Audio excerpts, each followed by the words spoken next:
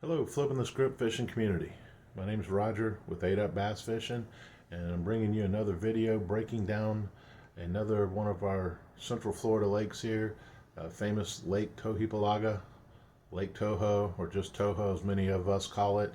Uh, Very, very famous lake, many Major League Fishing tournaments, Elite Series bass tournaments. They've even held a classic on it years ago. Um, Always a popular lake, always producing fish year round. I'm going to try and give you a pretty general rundown on the lake. Hopefully, you can come up with a few ideas of this on your own. I have a tournament coming up on it a little bit later in the month. If you'd like to see how I do in that, see some of my practices leading up to it on the water, you can check me out on 8 Up Bass Fishing. Hope you can make it over there, give it a look, see what you think. In the meantime, enjoy this video. Thank you.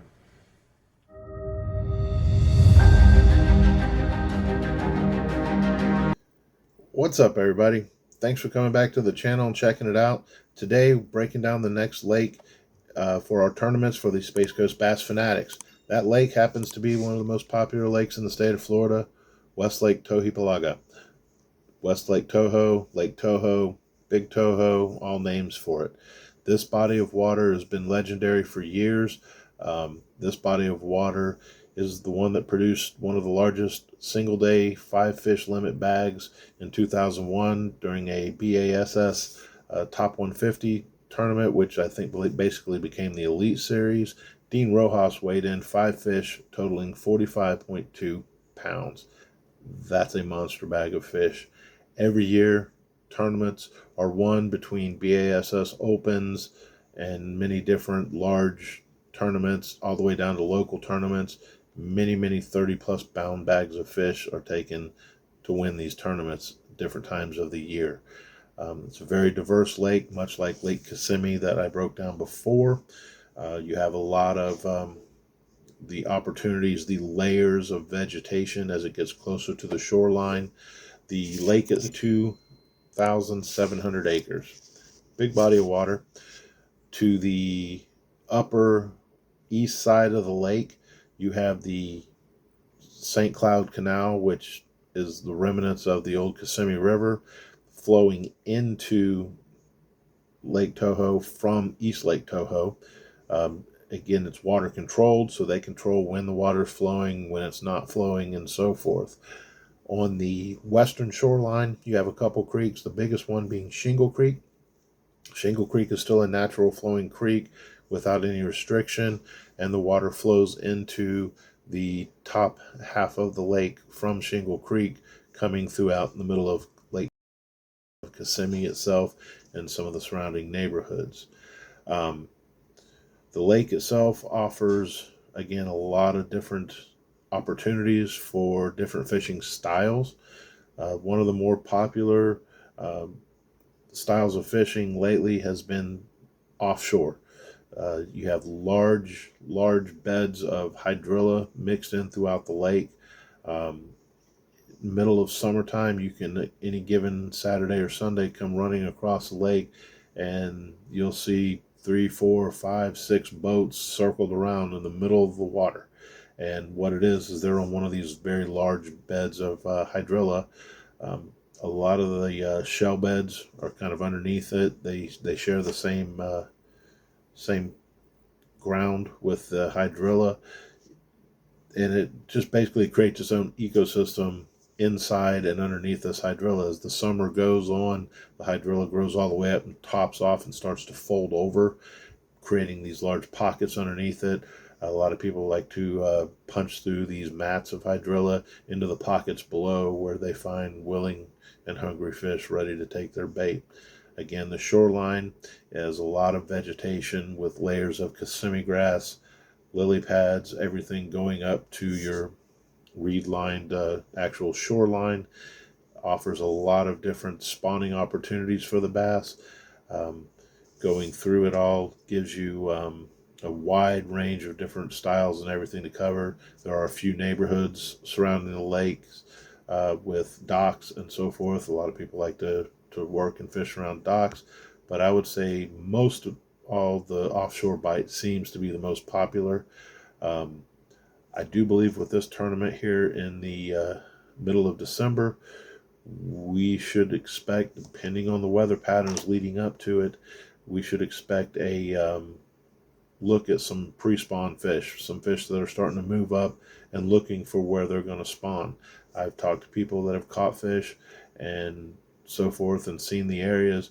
A lot of these fish are adapting because of some of the mucky areas that have been created by spraying vegetation and dying vegetation, as well as tilapia that seem to bed in the same areas that were predominantly bass. A lot of these bass are starting to make their beds in deeper water pockets where they'll hollow out a pocket in the middle of the hydrilla in 5+ foot of water, and they'll do their spawn there. Obviously, it's working because the bass population, again, it takes a pretty good sized bag of fish to compete on any given Saturday or Sunday out of this lake. Um, the patterns are very much dictated because, again, it's a shallow bowl type natural formed lake. uh, Winds and wind changes, direction changes, all affect everything from top to bottom of this lake. And of course, in December for us, a lot of these cold fronts or weather fronts, we don't get a whole lot of cold weather out of them, especially in December, but the pressure is going up and down in these rainy days, and then the pressure going way up, dropping down again, back and forth. It can change day to day what these fish are doing, where they're located. So a lot of your early practices for a tournament, such as what I have coming up, are best spent looking at spots, trying to find where the fish are today, but not getting locked into, okay, this is where I'm going. You're going to have to look elsewhere depending on what the weather's done. That week of the tournament, you got to watch the weather all the way through, and you're going to get your best idea knowing, okay, the fish were here, and this weather's done this wind's going to be doing this, and they're probably going to be here because they're most likely not going to be in the same spot. They get scattered this time of year and they start spreading around. But again, the one common thing is they are starting to group up looking to spawn. The biggest spawn usually is not until January, February, but in the state of Florida, in this area of Florida, they have found spawning fish almost year round. And December is usually one of the heavier months as it starts to get into it. The water temperatures have come down. Um, Everything's starting to kick off. Really looking forward to this tournament. Should be an exciting tournament.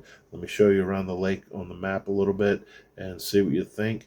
Again, thanks for checking out the channel. Back to the Kissimmee chains of lakes for Lake Tohipalaga, West Lake Toho, Big Toho. Most people just call it Lake Toho around here anyways.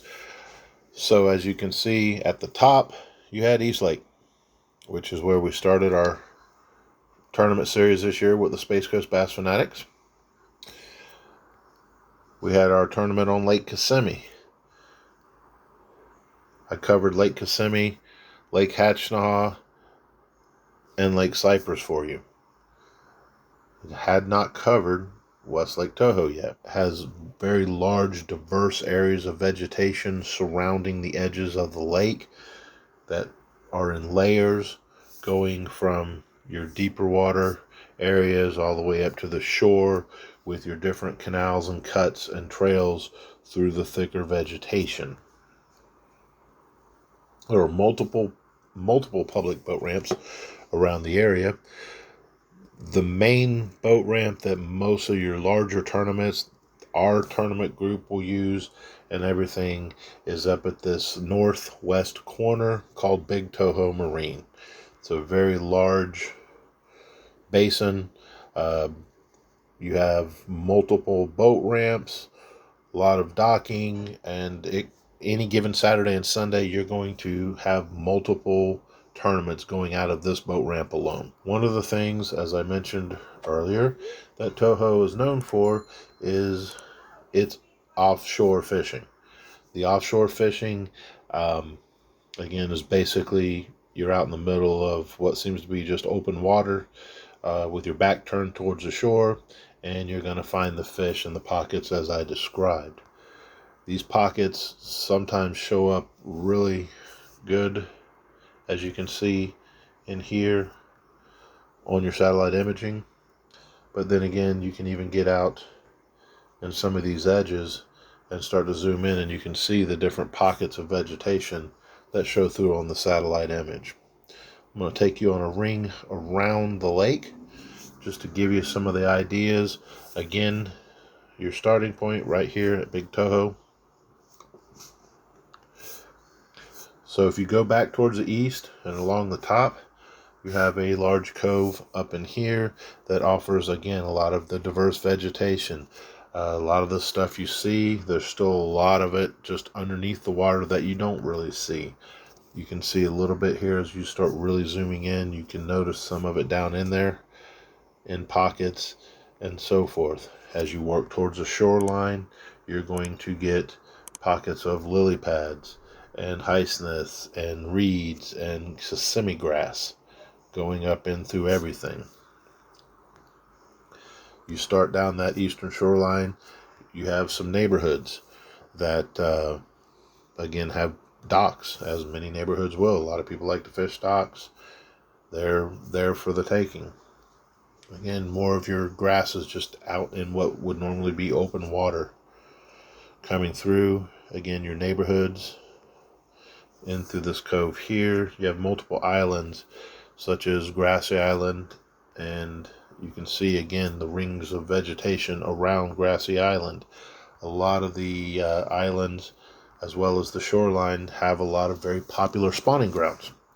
So again, depending on what phase the fish are in, again, 2 more islands. You can see the boat cuts and so forth through the middle of these where boats run. Just give you a size option. Of course, you see a couple boats here running down through here past Paradise Island. Sticking on this shoreline here, you got a little cove coming down. Again, there's another little neighborhood here.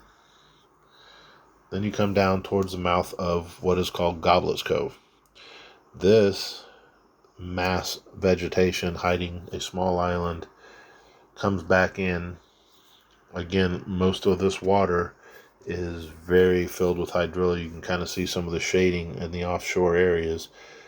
The key feature for this would be the St. Cloud Canal, which is a straight cut remnant of what used to be the Kissimmee River. This canal runs up between East Lake Toho and Lake Toho, or West Lake Toho. This does have a water control gate. This does not have a lock system. So at this point right here, you cannot traverse between lakes by boat. You can make it all the way up to this point if you so choose, running into this canal. The water will flow when they deem it. It'll flow out of East Lake Toho, down through the canal, into this area here.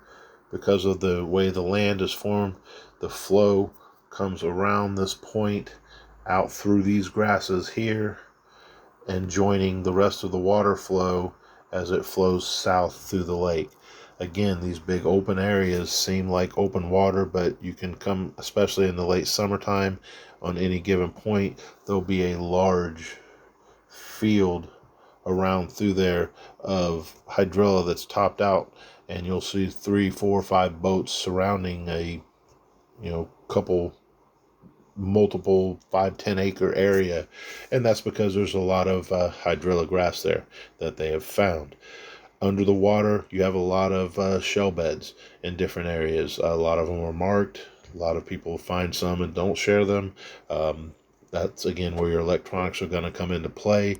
The shell beds combined with the hydrilla really makes a nice home. Again, if you can find the hydrilla mixed with pepper grass or eelgrass, you really are onto a pretty good location, because between the bait fish and the bass, they all seem to find a little home that they're happy with. As you continue on down towards the south end of the lake, you've got this long narrower area here. It bends around almost into a circular type lake. You have another boat ramp up here, very popular, but it's a very small ramp, so a lot of bigger places don't use it. Off of here, you have another little cove. You have a canal that runs in and flows water into it. And again, this water is going to ultimately flow in this direction towards the bottom of the lake. Again, this satellite imagery shows you very clear one of the large offshore hydrilla beds. These big offshore beds of the hydrilla will have other vegetation in, but they basically make their own ecosystem just out in the middle of the lake. The fish get in it, underneath it, these large pockets that are formed by the way the hydrilla grows and flows over. Bait fish can get in and out of it. Basically, it's just its own little bass city. Again, your Southport Canal transports you. This one does have a lock system. If you want to wait and go through, you can access down to Lake Cypress, through to Lake Hatchnahaw, and then on all the way down into Lake Kissimmee. The next lock would not be till you got on the other side of Lake Kissimmee going south towards Lake Okeechobee. There are a few people that prefer to fish in Hatchnahaw and Cypress or even Kissimmee. They will make the runs. Again, from here to here, Cypress, down to Hatchnahaw, and then Kissimmee. I will be concentrating on Toho because it just has so much to offer.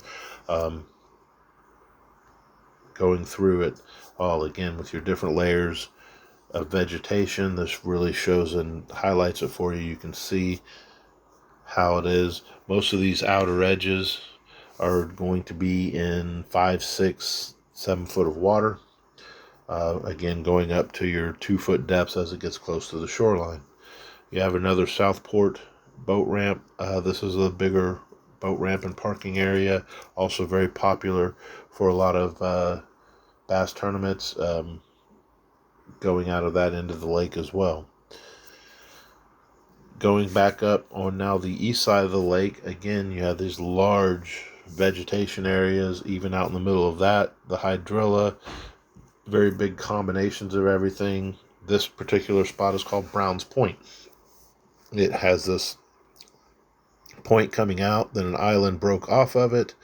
So you get between the offshore and the near shore, moving up, a lot of good spawning areas. Again, you'll go through Kissimmee grass to get through a layer of lily pads and reeds, and just the different pockets of all the different vegetations that are offered on this lake can be found in small grouping areas.